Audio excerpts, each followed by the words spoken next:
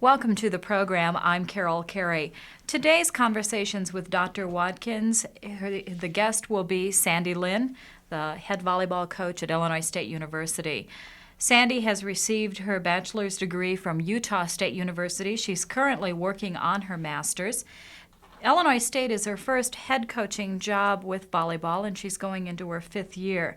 She has also been assistant coach at the University of Texas at Austin. Welcome to the program, Sandy. Thank you, Carol. Going into your 5th year here at ISU, what do you feel about the progress of volleyball? Well, we've, as many sports always have, we've had our ups and downs, but I think that especially the recruiting class that we have gotten this year has shown a real upswing in the program. And we've increasingly gotten better every year as far as record. And the thing that we've struggled with is recruiting. And I think it took getting in here and stabilizing the coaching staff in the program to make recruits realize that we will be here, the coaches will be at Illinois State, and kind of gain a little reputation that if they come here, they're going to have the same coach for 4 years. Well, of course, another thing, Sandy, volleyball is one of those sports that has really just caught on, I think, in the Midwest. A few years ago, you didn't hear much about it, but now you do, and I think that will help your recruiting. It's really getting play in the high schools around here. You've had your best recruiting season, I think, this past year. How has that affected your program? Well, I think that how it's affected it right now is maybe put us behind a little bit because we have so many freshmen. And that augurs well for the future, though, doesn't it? Oh, it does. Yeah. The freshmen we have, the 6 freshmen, are potential. Every one of them could potentially be All-Americans. They're that good, but it just depends on the progress they go through the first couple of years. Right now, it's making a struggle because we can't get a solid team on the court because they're taking their turn at making mistakes. And so as soon as we can get them all consistent and get 6 players out there consistent, we could be really good. Sandy, how long does it take, given that circumstance, how long will it take you, in your view, to get the freshmen and the others welded into a team? Can it be done in this year, or is it next year, or how does it go? Well, I think this year we could be a good enough team to be very competitive in our conference and possibly win. But I think that that's what we're looking for this year. Now, as far as being back in the top 10 in the country like we were a couple of years ago, I think that's going to take this freshman class to their junior year. So I think when this class are juniors, they have a real good potential of being back in the top 10. Well, now, one of the big differences, of course, between this season and last season you had 2 outstanding seniors, Tracy Stroyan and Jolene Jordan. Now, you don't have that experience. You don't have those people with their capabilities. I suspect that has really taken a toll. It's definitely taken a toll. Sometimes I wish I would have redshirted Tracy and Jolene for a year because if we had them right now as role models on the court for those freshmen, we would be very, very good this year. Well, yet at the same time, your athletes have always been very good students, and they tend to graduate on time. So I'm glad they're doing their thing that way. Yeah, that's the whole thing. Is that Tracy? In fact, Tracy graduated and is now working in the sociology department as a graduate assistant and teaching classes here at Illinois State and pursuing her master's.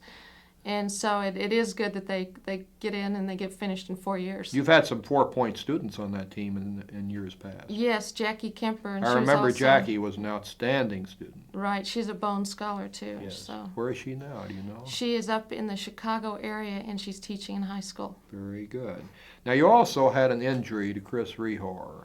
And that, of course, another experienced player that's lost to you for the time being. How long will she be out, and what are we doing about that? Well, she just went through her total practice as of yesterday, and so she's still kind of in and out of practice, though. Mm-hmm. And I think that hopefully by the Arizona or end of Arizona trip, which is this weekend, or by next week, she'll be back in full swing. Well, that Arizona trip should be a fun trip for you and for your players. You looking forward to that one? I really am, because it's going to be real hard competition. 3 of the teams we're playing are top 15. Who are you playing now on that trip? We play Arizona State first. Tempe. And then University of Arizona, all right. Cal State Long Beach, and University of Rhode Island. I think people in our audience probably recognize that volleyball, for a long time, the strength was on the West Coast. So you're going to be playing in the area of strength of volleyball right there, aren't you? Right, and that's very, very good for the freshmen to be able to go out and have to compete against some of the top players in the country. They probably learn more in those experiences than we can teach them in practice. Well, how do you think that playing such incredibly strong competition so early in the season, how will that benefit a young team? Isn't there a possibility they'll come back with their heads hanging down saying, oh my, we can't ever be that way? Or what's the positive on that? Tell us a little more about that. I think the type of freshmen we have, they don't hang their heads easily. And I know after we've played some very tough teams in the past, just last week playing BYU, which is about number 6th in the country, they came back and said, you know, that's the way I want to be. I want to play like that player plays, and I want to be like that team. So I think these freshmen are so competitive that they know that they're young and they've got a lot to learn, but they look at role models above them to try to say, that's how I want to be. That's what's positive about it. I think they've got a pretty tough lady for a coach who's a pretty good psychologist, too. You'll have to take care of that, and I'm sure you will. That's the hardest part, is keeping them positive, even if we're losing some matches, and making them realize that we can potentially beat these teams if we just hang in there right now. Sandy, I've watched you coach over the 5 years you've been here, and there's no question in my mind that you have whatever that thing is that makes a successful coach. You just have the personality for it. When did you realize that you wanted to coach? You wanted to be in that profession? Well, I thought about it when I was younger because my parents have both been in athletics. And in what way? Tell us about that. Well, my mother was an athletic director at Sullivan State University. I see. You're from Alpine, Texas. Alpine, Texas, yes. Texas lady, ma'am. That's right. You bet. And my dad was a high school basketball coach and also involved in playing basketball in college at Oklahoma University. So athletics has been a big part of my whole family's career. Did they encourage you in this direction? Did you get encouragement from them about being an athlete or being in coaching? Are they pleased you went that way? Very much so. My mother especially. She, being directly in athletics, she always tried to keep me in sports, and I almost used her as my role model, as that's the way that I was It's a pretty good role model, isn't it? I thought so. Sure. And so then when I got into volleyball and really enjoyed and was very successful at Utah State University, when I graduated from there, I took a year off just trying to plan what I did want to do and if coaching was something that I wanted to get involved in. And when I started at the University of Texas at Austin, I realized that that was what I wanted to do. Were you always in volleyball, or were there other sports that were important to you? In high school, for example, did you do other things? I played basketball and ran track. Basketball was my main sport until I was about 15 years old. And I actually went to University of Houston on a basketball scholarship my freshman year and played volleyball also.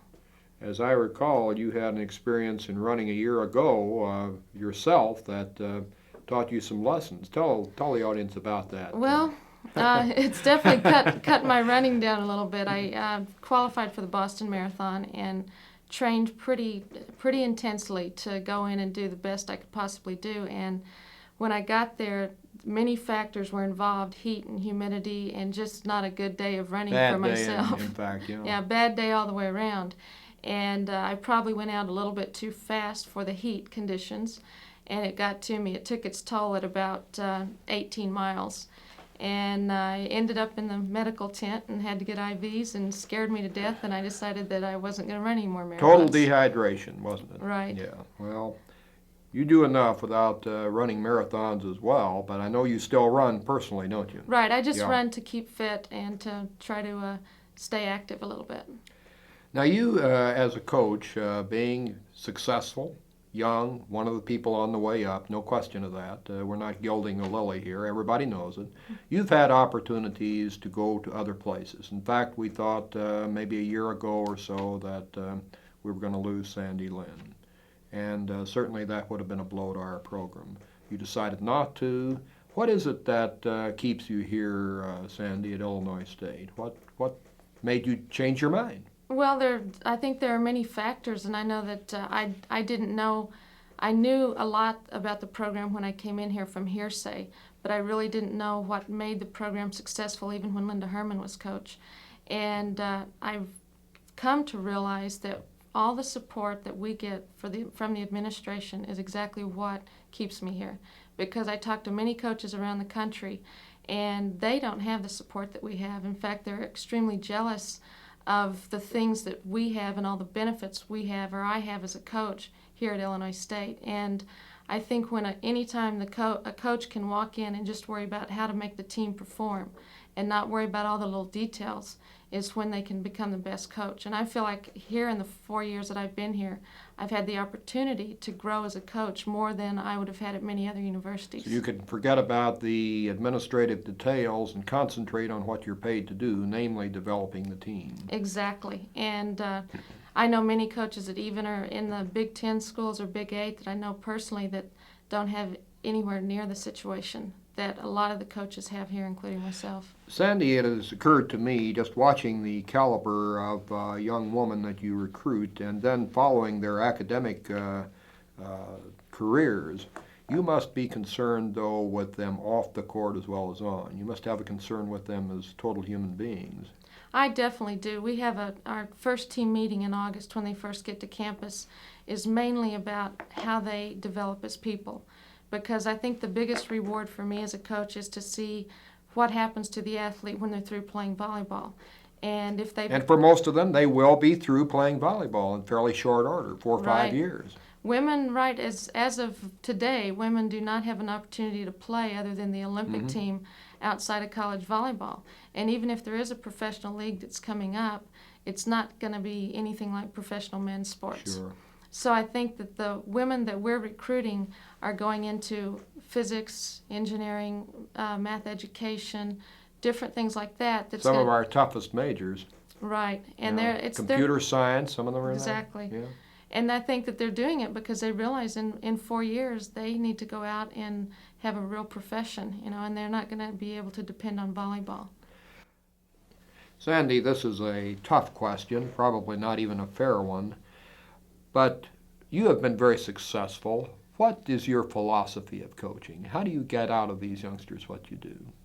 Well, I think when the one thing that I try to emphasize is when the players come into practice, that they come in and they want to do everything that they're doing in practice, that I'm not forcing anything on them, that they come in and they're actually getting rewards out of it. And I'm a firm believer that you can make or you can get players to do what you think they need to do on the court if they do it because they want to do it. Now, have you changed in any way in the 5 years you've been the head coach? Do you see changes in how you approach coaching, how you approach athletes? Definitely. What are those? The first year I was here I was probably one of the toughest coaches in the country. And you had a reputation of being a pretty tough lady, I know. Yeah, and it's so hard that it was, I'm surprised that it didn't run a lot of players off, and the players hung in there. Now, I can say that many of the players that were, in fact, Julie Miller, who was an All-American, said that 1 year taught her more about being a player and being a tough competitor than any other year. But I think you can do that and you can get that out of the athletes in a better way, in a more positive way. And I think I came in young and worried that I didn't want to make a mistake. And so now you're more relaxed with yourself and with your players. Right. I think I have more confidence to walk into practice and realize that I can get the same thing out of the players and make it positive. Everybody knows who the boss is, I know, when you walk into practice. I hope so. There's no question of that. And at the same time, I think your players do enjoy you and the camaraderie on the team. That's evident at the banquets at the end of the year. Yeah, I think that's very important. I'm not trying to win any popularity contests with the players, but I think that the players need to like and respect the coach and want to play for that person, and that makes them even more successful. How do you see your sport, women's volleyball, progressing nationally? It seems to me that great strides have taken place. Is this going to become one of the major spectator sports in the United States? I really think it is. I think it's improved here at Illinois State, but not nearly as much as we'd like to see it improve, because we want to compete with the teams like Purdue that drew 10,000 people last year. I mean, we want to be able... Is that right? Right, about 10,400 people in Mackey Arena. And I think that we need to start competing with those teams as far as even single matches, drawing at least 5,000 to 6,000 people for one single match. And that's happening across the country. On the West Coast, they'll average 3,000 to 4,000 people every match they play. So I think that is exciting. It is, and I really think that volleyball is a sport that people are catching on to because it's so different. Some people still have the view, though, of volleyball. They think about how they played in high school. If you get it over the net, you scored a point pretty much. Right. And it was kind of a pity-patty game. And yet the Olympic telecasts, I think, have given us a view of what this is really like. It's a really action-packed game, isn't it? It is. It is a very exciting game. Some of the articles that have come out in the Vedette and the paper discussing volleyball and how much it's catching on have been so accurate, because people are going to volleyball because the athletes are a little bit different. It does have a lot of class, and just some of the different procedures we go through before the match, as far as introducing the players shaking hands, and there's some sportsmanship there, isn't there? Right, there is. And yeah, I hope that is never lost. Yeah, me too, because it's always been with volleyball, and that's one thing I've always liked about the sport. Mm-hmm.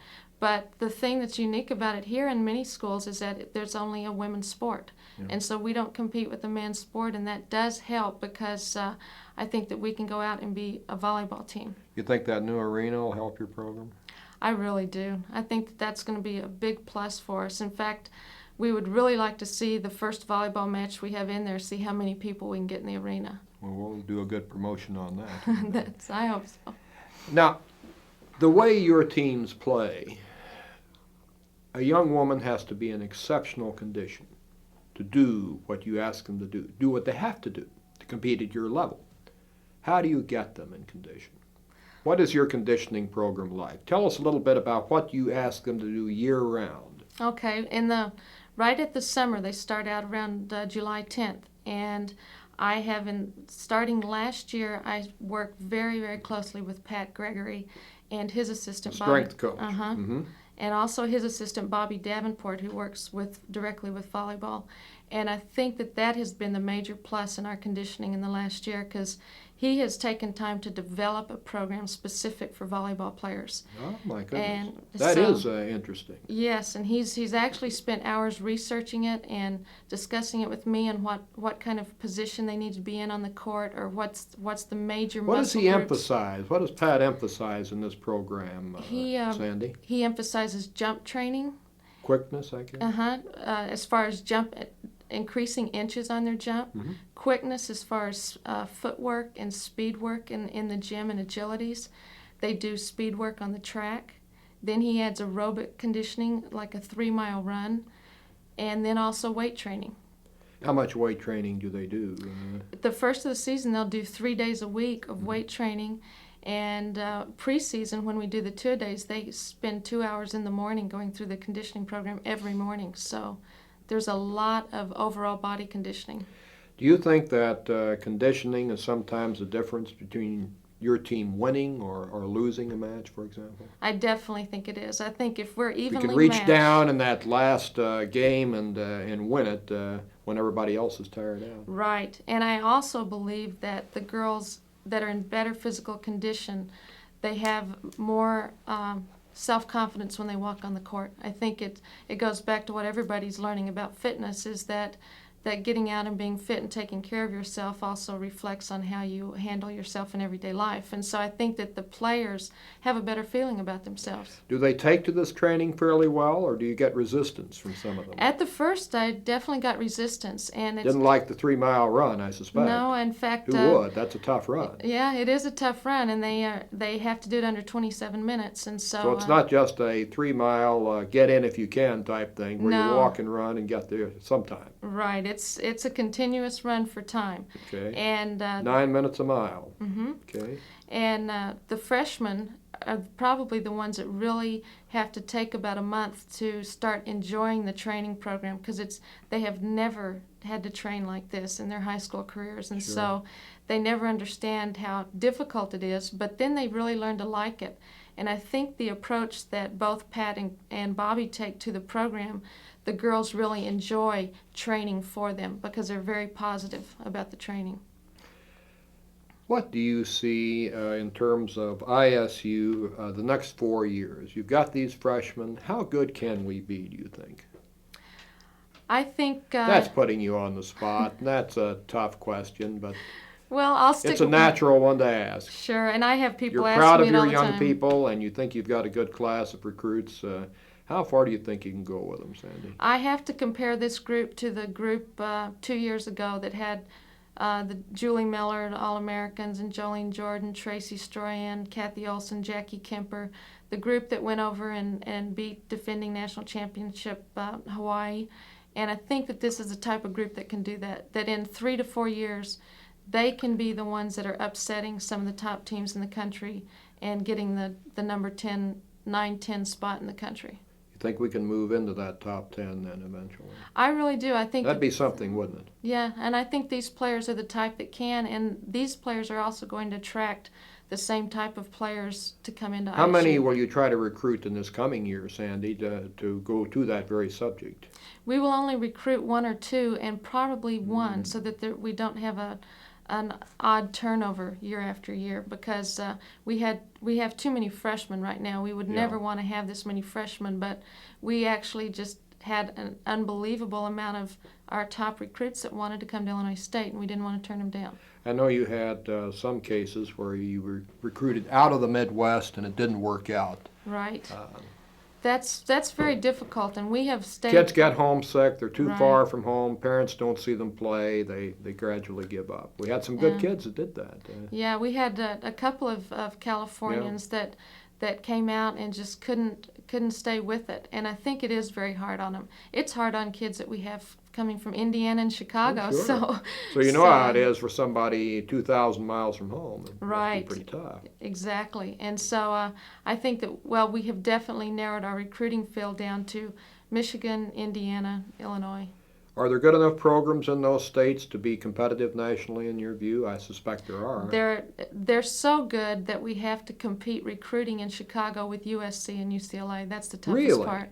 I always thought they just go out on the beaches and recruit the kids playing there who are You know, so good. I wish they would, because if It would they'd help stay you, on wouldn't their it? beaches, we could have the better players up in Chicago. Who do you see for this year, for example, as being, name 5 teams that are going to be outstanding this year in our Okay, country? San Diego State University, All right. Cal Poly. You're naming the West Coast teams. Yeah, I'm sad to say, but I am naming them. All right. The University of Southern California will be good. UCLA will be good. But these teams will always They're be always good. good. Right. They're year in and year out. They're What good. about the Midwest? Where does strength lie there? Well, number 6th ranked Nebraska is going to be the tough team in the Midwest right They now. can be pretty tough in everything, don't they? Right. They are good. And Illinois is good this year. University of Illinois at Urbana-Champaign. Right. They're going to have a top team. They've had all of their players returning, and they're going to be I think they're about ranked 9th Really? this year. Mm-hmm. Well, that speaks well of the Midwest. Purdue, Right. will they be good? Purdue is in the top 20. Northwestern, I believe, is in the top 20. So we've got some excellent teams. Western Michigan, and We've had trouble with them before, haven't we? we have Yeah, at the yeah. wrong times too. Yeah, at the wrong times, they knock us out of the NCAA. Exactly. Right. So you think there are going to be some top teams there. What about the East Coast? Much The East there? Coast or- has Penn State, Pittsburgh, Rhode Island, who will play Rhode down at the Island. Arizona tournament. Uh-huh. They've got a good team. The East Coast is getting better, but the Midwest is the one part of the country that's pushing real close to California. What about Southeast? Florida, Georgia, any of these schools doing well? Or? They're starting to have good programs. In fact, my former coaches from from Utah State, are now at University of Florida, and I expect that they would have a very good team in the I future. would think so. They would have a good recruiting area, you would think. Right. They will be good, and also Florida State's good. Louisiana State University, They've all got really good programs. Georgia has a good program. So it's nationally becoming much more competitive with volleyball. I think the exposure on television of the Olympics and other matches really has helped us, don't you? I think it has, because even we've seen an increase in our volleyball camps. This summer we The offered... success of the American team was something, wasn't Right, it? it was. It was very exciting. Right, and I Very think exciting. all the younger kids, the 12 through 15-year-old volleyball players or athletes are really looking at volleyball and saying that's an exciting sport and I want to start playing it. Sort of like soccer coming up in America as a sport. That's Exactly, a lot like soccer. beginning to really take a front and center position as well. Right, and it's due a lot to the younger players that are in it, because soccer's junior leagues. Yeah. It's what's going to make soccer a very good sport in the future. Well, you seem to be a coach who doesn't mind being put on the spot. In fact, you'll sometimes put yourself on the spot. How do you think we're going to do in trying to get another Gateway championship? Be your fifth one, I guess. Can we do it? Right. Well, the We coaches. won't hold you accountable for this at the end of the year, but I'll try what to do you answer think? this one. The coaches poll that came out from the Gateway, that had all the Gateway coaches vote about a week ago, Yeah. voted us top seed, and I think that's very positive. I do. You don't mind being in the catbird seat there. No, not at all. I would right. almost rather be in that top seed, and because I think everybody in our conference will always be out to beat Illinois State. They always play their best matches against us because they have a lot of respect You for the can't sneak program. up on anybody. No, we can't. We never have been able to. Don't So, have that luxury. No. And so I expect, and I think that the team's goal right now is to win our fifth Gateway Conference championship. I think with the competition we're playing right now, it's going to allow us to be a very strong team come conference play. Well, Carol, I think this gives us another view of one of the top coaches in the country, a young woman dedicated to winning volleyball and dedicated as well to the student-athlete concept. Her students are very good ones, and she's one of the best coaches in the country. We're very proud of her. I think that's very true too, President Watkins, and it's interesting too how volleyball is catching on, and to think Well, that it's a fun sport. It You know, is. if people haven't gone out to see it, they really should. Boy, there's more action there than you can imagine. and a that to fun think sport. that right here at Illinois State we've got some of the best volleyball that you can see in the country. Well, All-Americans and a team that I think, Sandy's right, will be in the top 10 in a few years. Thank you, Sandy, for appearing on the program. Thank you very much. You've been listening to Conversations with Dr. Watkins. If you have questions regarding the university community, please send those questions to Carol Carey, WGLT, 310 Media Center, Normal, Illinois, 61761.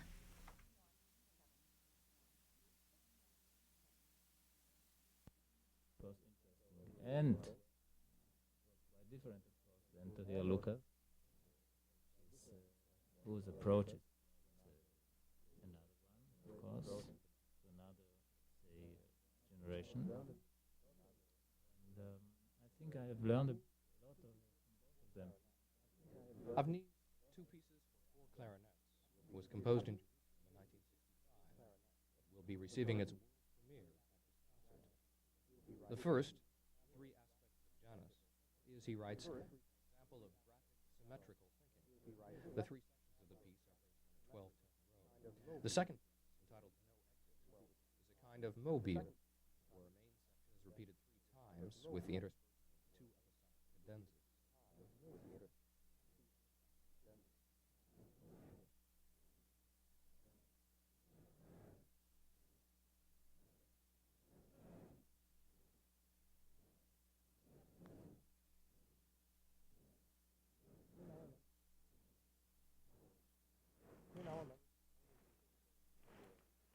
Here now are members of the New England Conservatory Contemporary Music Ensemble. Two pieces for 4 clarinets. A 1965 composition by Israeli composer Tzvi Avdi.